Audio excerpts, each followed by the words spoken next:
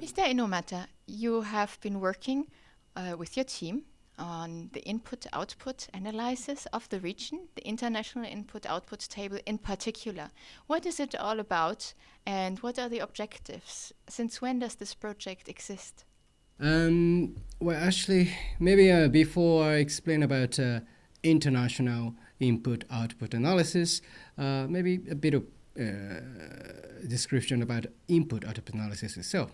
Well, basically, IO input-output analysis or IO analysis uses IO table, and IO table is indeed a kind of map of an economy in which all the flows of transaction of goods and services are very neatly described and using the transaction values between industries. Okay, so basically it is used for the analysis of industrial linkages within a certain economy.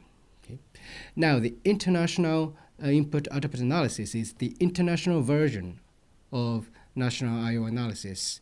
And basically it is, well, the international IO table is just a patchwork of each national IO table using them as parts.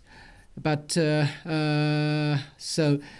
everything that can be done with national IO table can be also done at international level using this international IO table. So our project, Asian International Input-Output Project, it started more than 40 years ago. So we've been doing this for last 40 years. And basically our purpose is to provide the data, coherent and harmonized data of Asian International IO table for 9 Asian countries plus United States. Okay. So by using this data, there are a lot of applications, but there are several which are most important for us. The one is the analysis of production linkages or network analysis, or say, vertical division of labor between countries. That's one very important aspect. And another one is economic integrations. As because we can estimate or evaluate production linkages between industries and also between countries. We can actually examine the level of integration within a certain region. Thank you. And what did the 2008-2010 crisis change? Well, first of all, the impact of the crisis, we did some simulations using our Asian IO data. And basically, we found out that, basically we try to identify the shock transmission mechanism within the Asia-Pacific regions. And there we found out a clear structure in this mechanism such that United States purchase a lot of goods from China, but as I said, China's export to United States has a lot of import contents from other Asian countries. Okay, so this is this kind of triangular trade structure is the major mechanism of development for the last few decades in this Asia-Pacific region. Now, of course, under the crisis, the opposite picture is also possible. When the USA, when its consumption demand collapsed, definitely it has a huge impact on Chinese export to US market, which further reduces China's import demand for other Asian countries. So this kind of transmission mechanism is clearly identified in our analysis, and accordingly, this US origin impact has very quickly and widely transmitted to the Asian regions for the last few years. What impacts do your findings have for Western interests in Asia? Well, this triangular trade structure triangular trade through China. I think this is the major picture that most of the foreign investors or MNC had in their mind. Okay? China, in which China being regarded as just an assembler of goods. I mean, the assembler of the parts and components imported from other East Asian countries, and then export final consumption goods to not only US but also European countries as well. So I think so for most of the MNCs regarded China as just an assembly base. And I mean, typical example is like,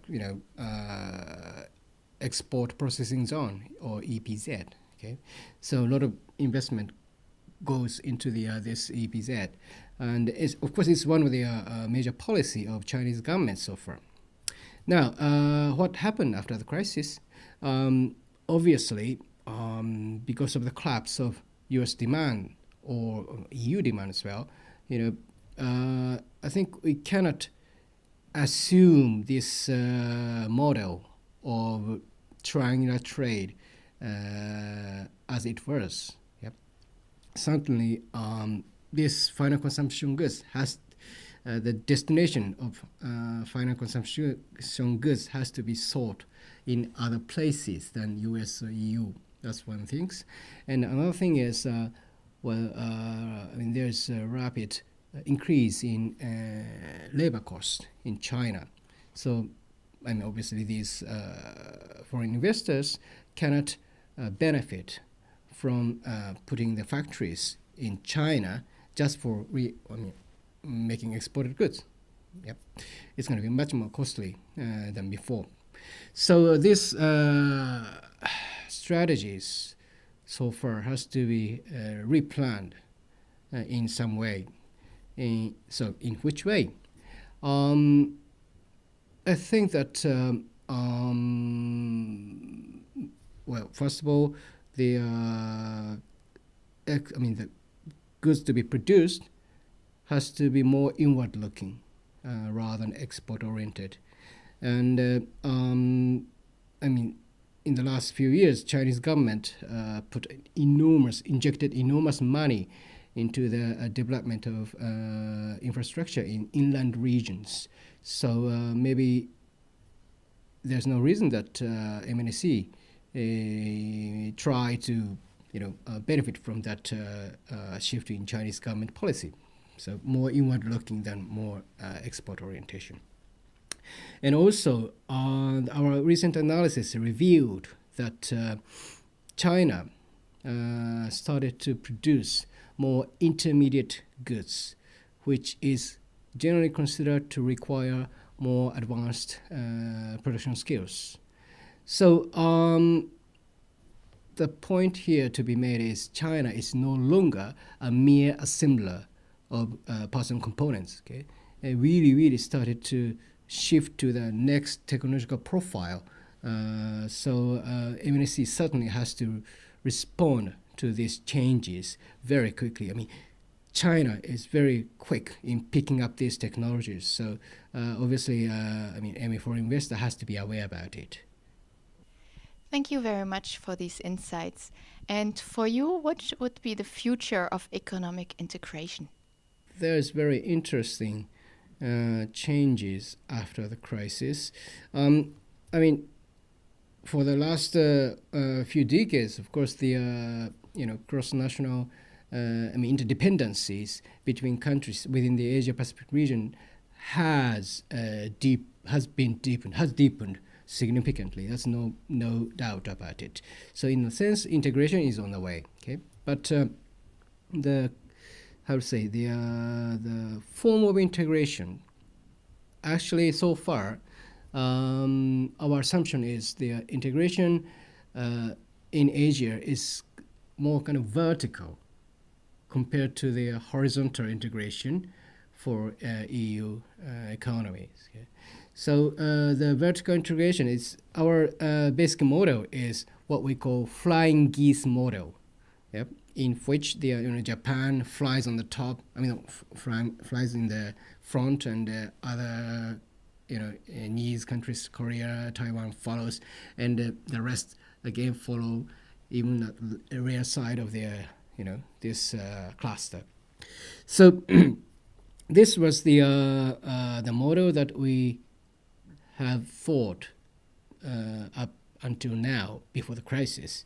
But since crisis, I think there's a bit of change happening, and of course one of the reasons is the emergence of China, and it's as I said, it's started. I mean, it's advancement of technological profile.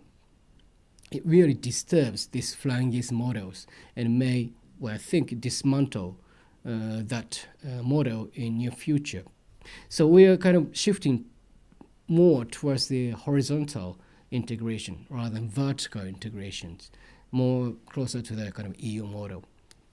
And now the concern is what the implication of this new form of integration. Flying geese model assumes that Japan going on the top. So if that structure is dismantled, Japan might be kicked out of this future protection system in East Asia. Obviously, I mean, China's dominance would be inevitable. So Japan might find no place in this movement. So again, the future direction of Asian integration is flatter and more self-sufficient within emerging economies, and but still more integrated than before. So that's